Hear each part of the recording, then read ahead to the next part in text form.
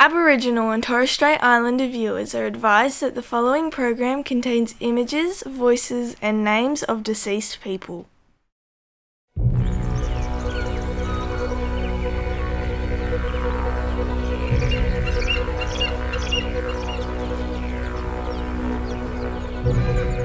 I acknowledge the traditional owners of the lands and waters throughout Australia.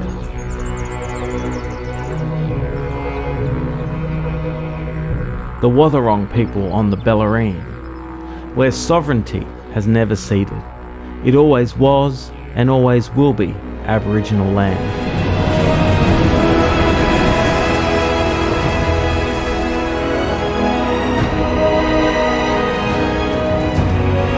We recognise the past atrocities against Aboriginal peoples of this land, and that Australia was founded on the genocide and dispossession of First Nations people.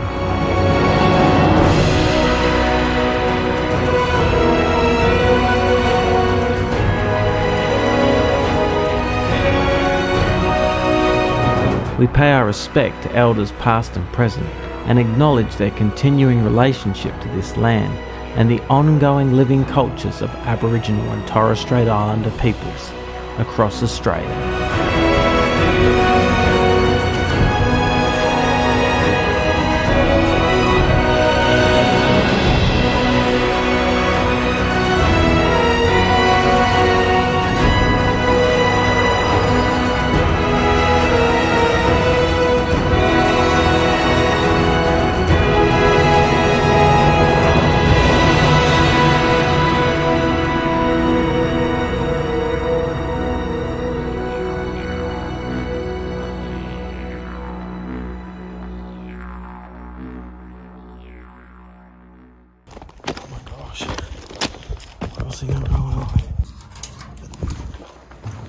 I'm Ian. Hi, it's Peter, and welcome to SquattAus.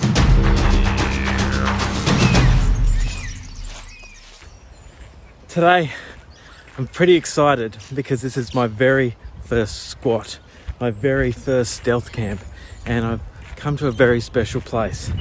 But it's a bit of a tricky place because it's on the Bellarine Rail Trail. I'm at Mannerim station, and as you can see, there's people that go past quite regularly. But I'm at the spot where Charles Swanston owned all of this land, and he had it for sheep grazing, merino farms. And we're going to find out a bit more about Charles Swanston today. Here comes some more people right now. It's going to be pretty hard to do this stealth because there's always people going to be going past. Oh my gosh, it's pretty embarrassing. So anyway, the place where I'm doing the stealth camp tonight is in there.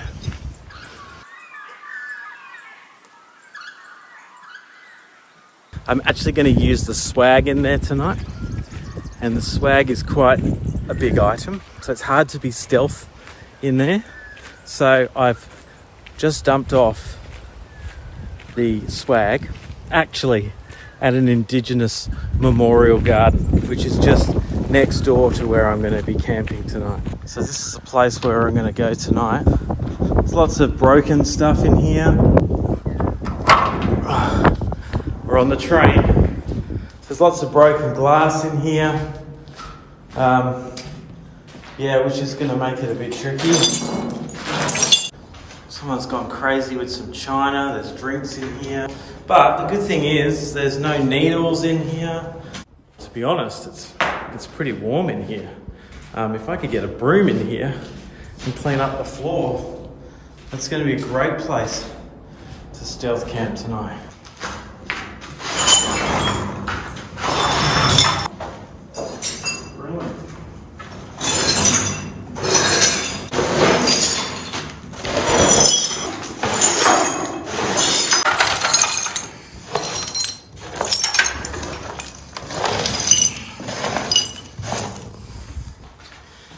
Look at that. Made a spot. There's some more dog walkers up there. It's going to be pretty hard to not be noticed. So anyway, we'll come back to the track now. I'll come back tonight with all my gear. It's going to be interesting because I've never done anything before like this, to camp in this carriage without anyone noticing. It's going to be quite a feat, I think. Well, I'm back.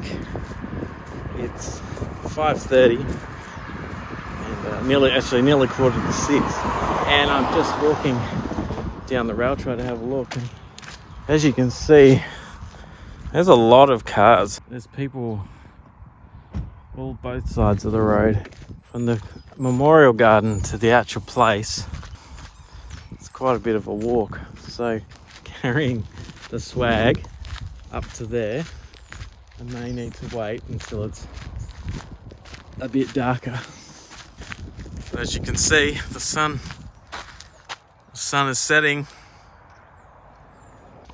Hey guys, how you doing? More people. So for me to get in there without being noticed, I'm beginning to wonder if that's even possible. Hey guys. Howdy. So I'm just gonna have to chill in this park, I think, in this memorial garden. Alright, what a beautiful night to be out. I've got some new gear here tonight to try out.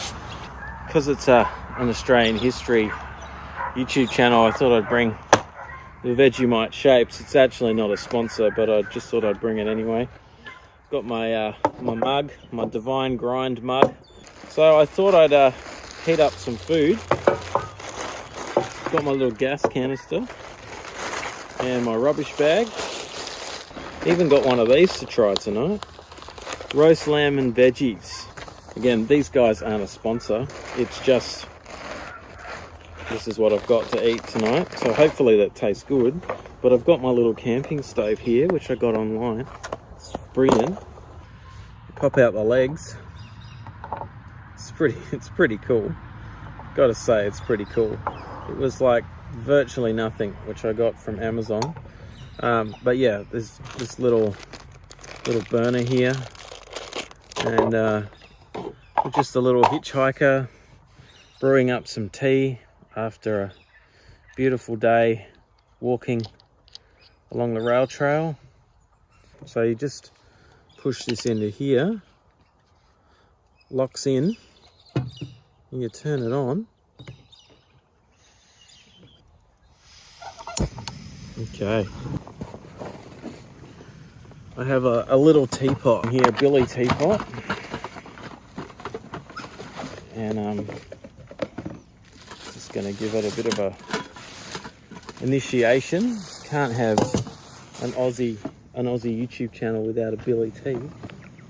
Fill up the Billy. Here we go. So let's get the Billy going on the boil. The jolly Swagman and his Billy. That is me tonight. I'll be the jolly Swagman. So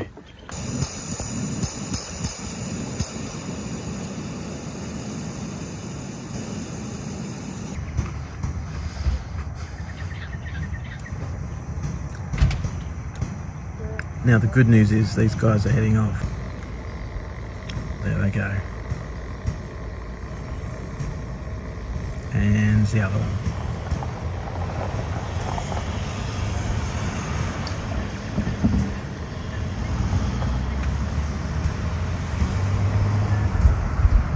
Well, just quietly, that's a relief that they're gone. It's too less people. There's still some people going up and down the rail trail. It seems to be quietening down, and I'll soon be able to move my swag to the train. But still way too much movement, I think, for that.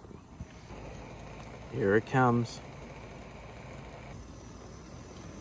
And he sang as he watched and waited till his Billy bawled.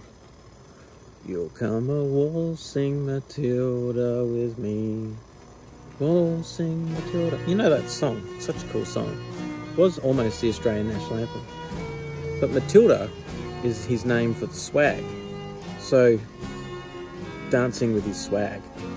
And so that was him, the lonely swag man. So while we wait for the billy to boil, let me tell you about the landowner here, Charles Swanston.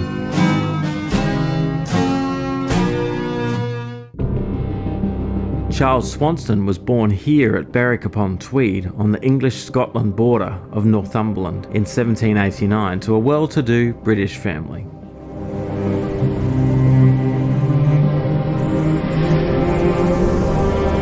At 16 years old, Charles was trained and commissioned to be a lieutenant in the British militia and sent to India to be part of the South East India Company.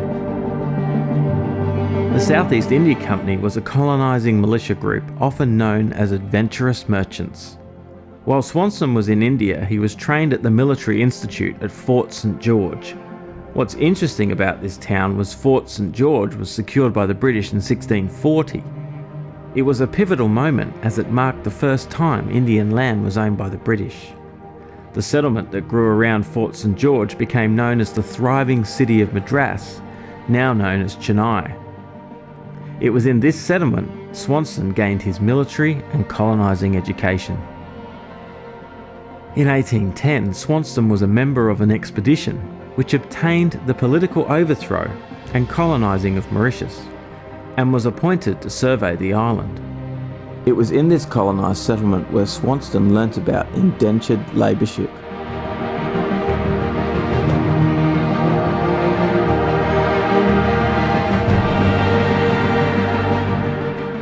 We know slavery was eradicated from the empire in 1835, but little did we know that in India and Australia, the empire was rapidly developing and needed a workforce. The slave labour had to be replaced with something, and it was too politically insensitive to use slaves.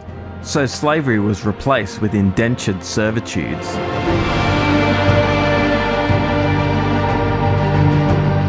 Slaves who had their lives in danger were rescued by the British. However, this new agreement was similar to slavery, except the people going into this were signing a form of agreement, many of the slaves having no clue what they were signing. The island of Mauritius was chosen as the first site in the empire to do this. And I'm sure Charles Swanston learnt every step of the way. In September 1817, back in India, Charles was ordered to raise 1,000 men for the Poona Auxiliary Horse Brigade and was appointed commander. In command of these troops, he was involved in the Battle of Carraige and was wounded in battle 3 times. In the aftermath to the battle, which left the company in control of most of India, he captured Trimbakji Dengal, a Marathi leader on whose head the British had placed a price of £10,000. In January 1819, Swanston was promoted captain. History reports that Charles got ill and had to leave his post in India and retreat to Van Diemen's Land with his family. However, some suggest this savvy merchant and military commander was hand-picked by Van Diemen's Land Governor George Arthur to use his experience. You can see it's all boiling now. The billy has boiled. Tear this top bit off, like so, and then it says to take out the satchel. Let's just tip a cup of water into this. Okay, that's a cup. Half a cup of water.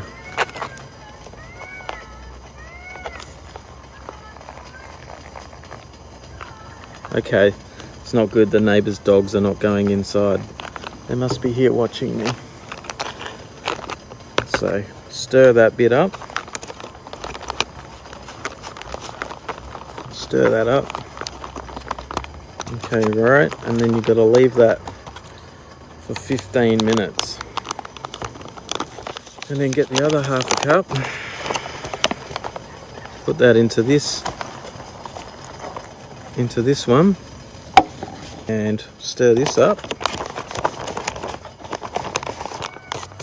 Then we seal this up. I'm going to grab a coffee because I want to give this a shot. Again, none of these people are sponsors unless you want to be. But we've got a little coffee powder here. Great. Get my little rubbish bag, which is here. Not leaving any rubbish behind tonight. And actually, I'll probably end up cleaning up some rubbish after we've already seen the state of that carriage.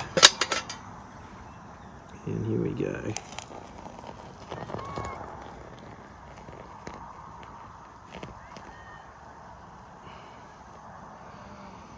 Okay, the lady's still having trouble with her dog.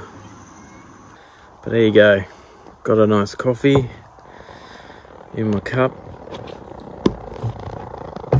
And the gas is going off. These are cooking.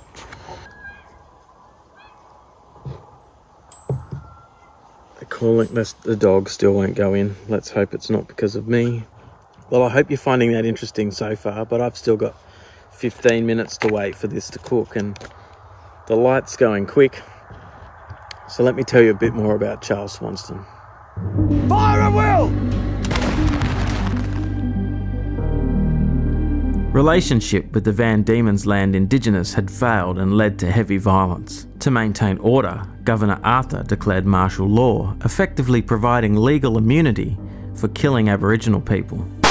He needed experienced fighters to take control, and in November 1830, this organised force commenced a massive 6-week military offensive known as the Black Line. Now, did Charles assist with this? The line of militia included 2,200 civilians, predominantly ex-convicts, farmers, anyone who had experience in hunting. Of course, the police and soldiers were involved. They formed a series of moving cordons stretching hundreds of kilometres across the island in order to drive Aboriginal people from the colony's settled districts to the Tasman Peninsula in the southeast, where it was intended they would remain permanently confined. Many of the early landholders, or squatters, were recruited to be captains in this bush militia. I'll speak about them in future episodes, but this was just the training ground for future invasions.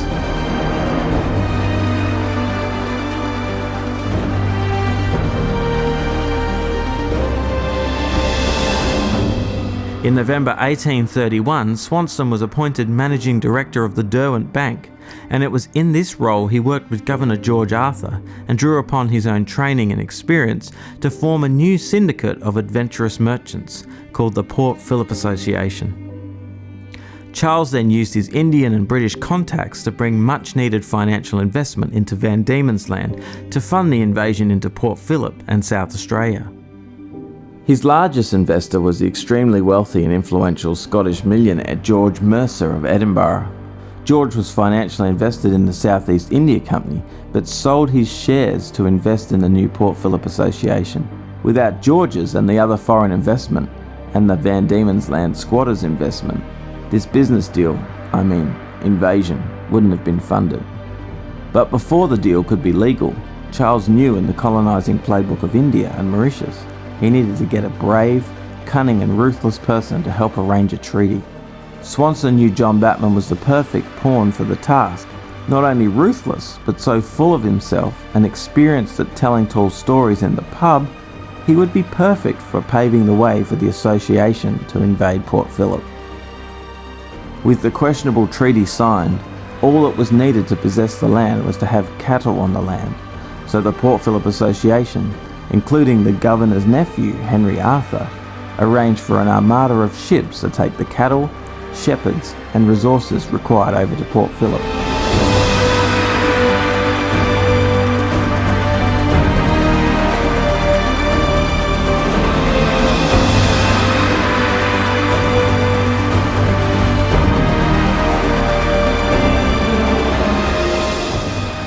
One of the ships was built specifically and named after Henry Arthur.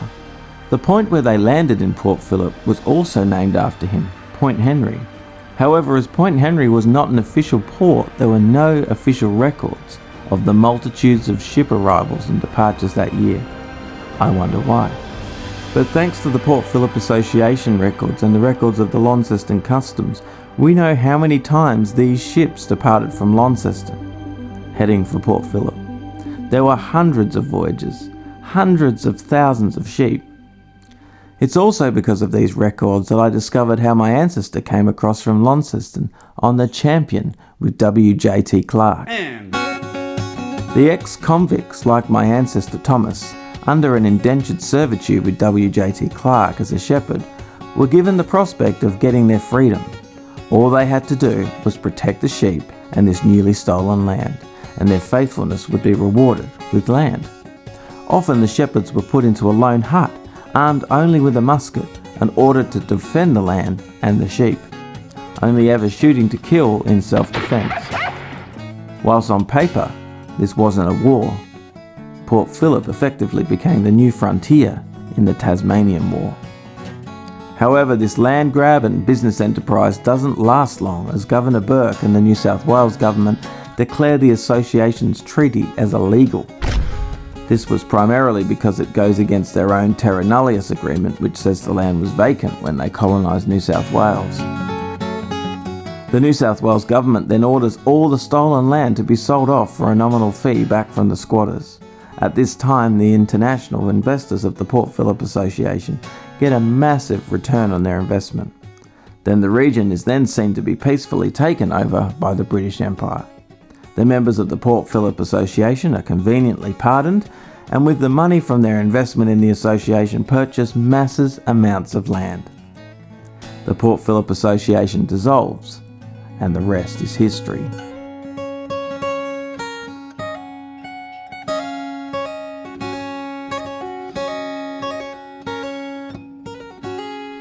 Charles Swanston held a massive part of the Bellarine in an area known as Paywick.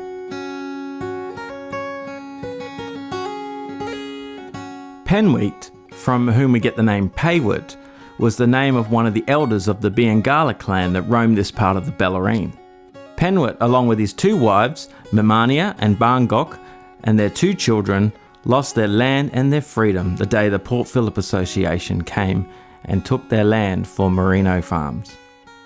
Willis and Swanston controlled several properties in Western Victoria, totalling over 150,000 acres. Today there's no record of the parish of Paywood, it's now known as St Leonard's, or any remnants of Paywood and his Biangala clan. And unfortunately for all the land gains Swanston seemed to have made, life really didn't end well for him either. By 1849, Swanston's empire was crumbling around him. Sheep and lamb prices were low, and the gold rush had started. So Charles found himself in thousands of pounds of debt, and in 1850 he left Australia for the California goldfields to visit family, before coming back soon after disappointed. It is assumed that he took his own life on board the Raven on his return to Sydney on the 5th of September 1850 and was buried at sea.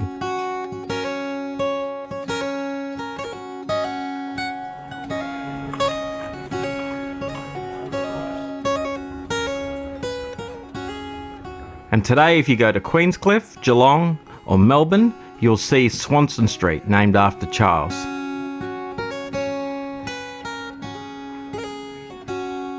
But the Acute Mental Health and Psychiatric Centre, known as the Swanston Centre in Geelong, is probably the most appropriately named.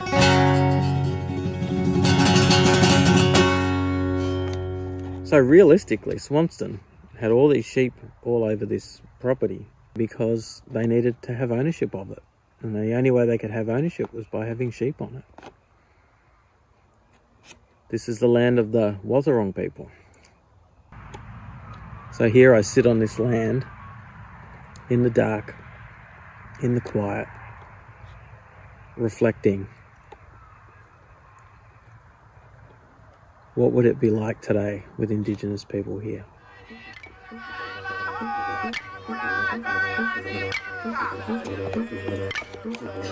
We wouldn't be eating lamb, we'd be eating kangaroo.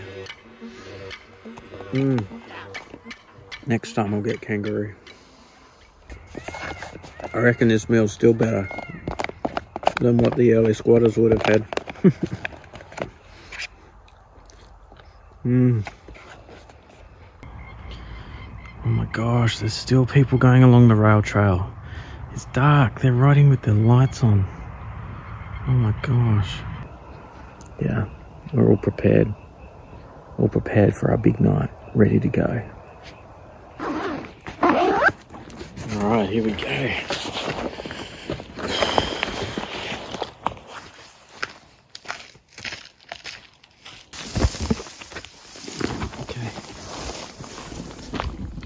Okay, so we're just gonna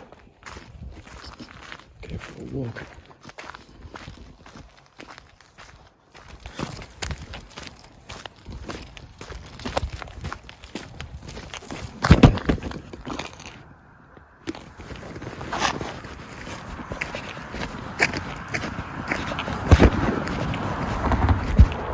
Yeah, that was close.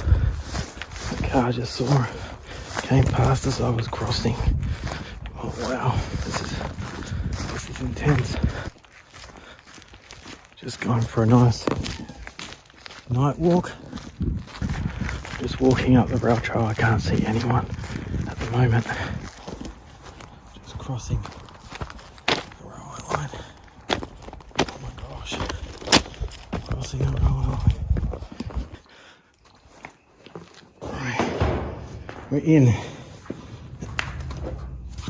I'm in. Wow. Here's the space that I laid out earlier.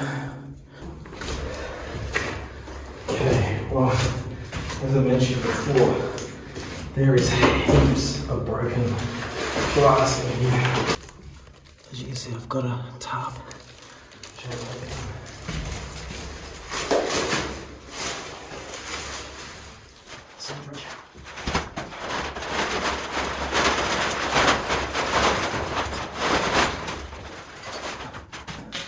That's going to keep all the bits of glass from the bottom of my swag, and then the swag here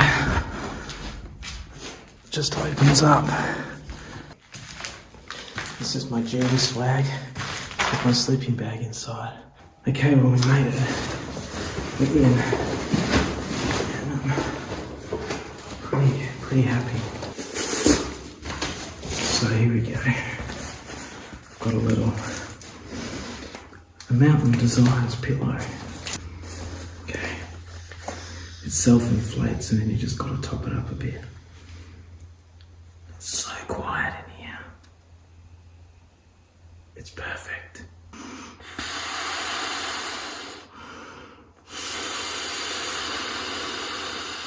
The boots off. I do not want to get any glass in my bed.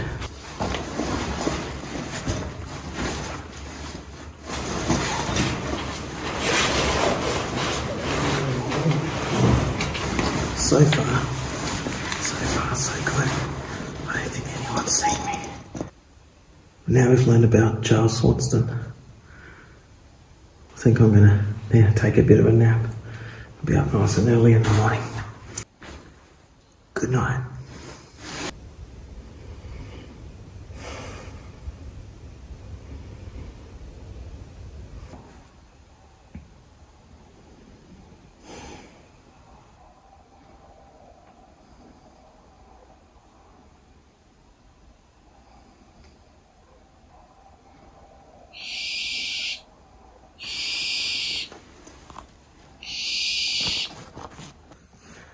Okay, there was a bit of commotion just in here before. a white owl came in. I wasn't expecting an owl. And I'm like, I don't think the owl was expecting me. But the owl's gone anyway. Wow. Thanks for journeying with me so far. I'm gonna hit the hay and get up nice and early before everyone knows that I was even here. So far, the stealth has been exceptional, except for the owl. Good night, everyone. It's just so quiet. You can't really imagine what it would have been like to hear dingoes and things.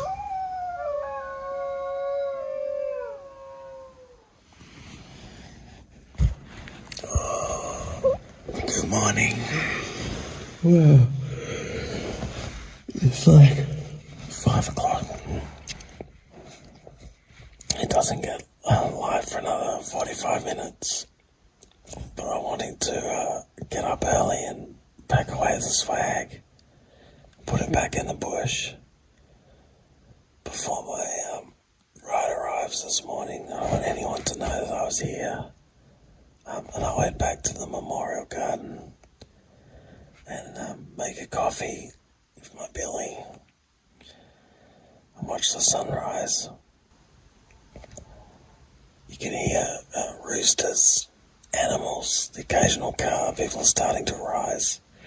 So I want to make sure that the swag is back hidden again before my ride arrives, and before any walkers or, dog walkers or bike riders come down the track and see me with that swag. I want to make sure I'm early so no one sees me.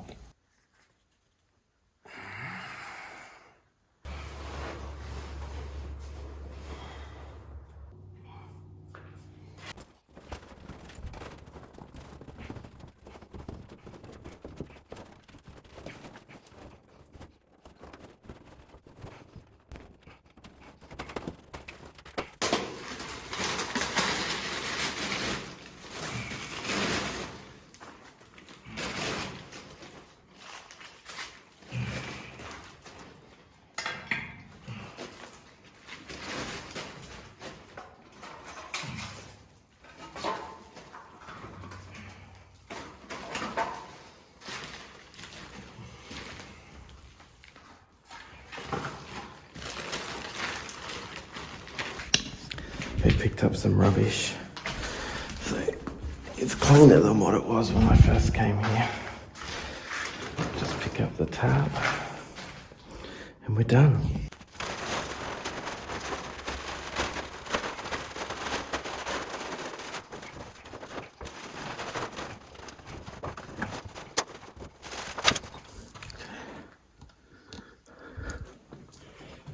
Okay, it's clear that way. Looks clear. Looks clear both ways. Okay, come on R2. We're going.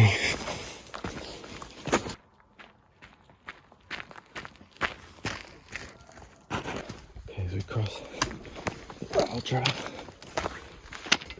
Right. Okay, well.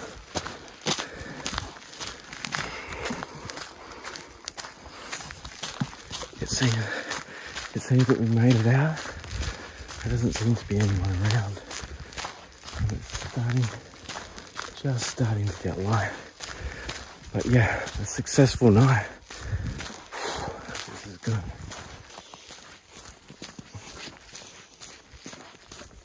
Just need to get back to the bush before anyone sees me. Nearly there.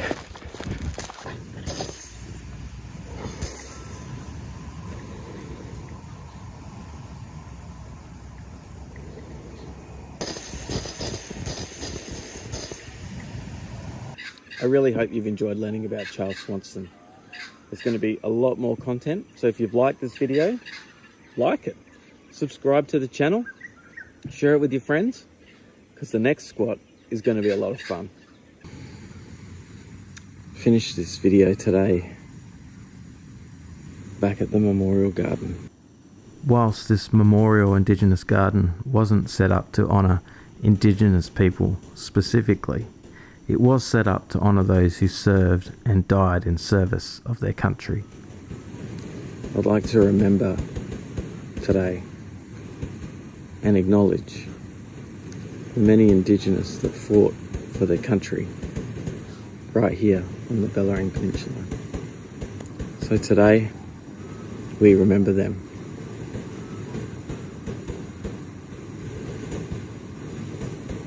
Lest we forget.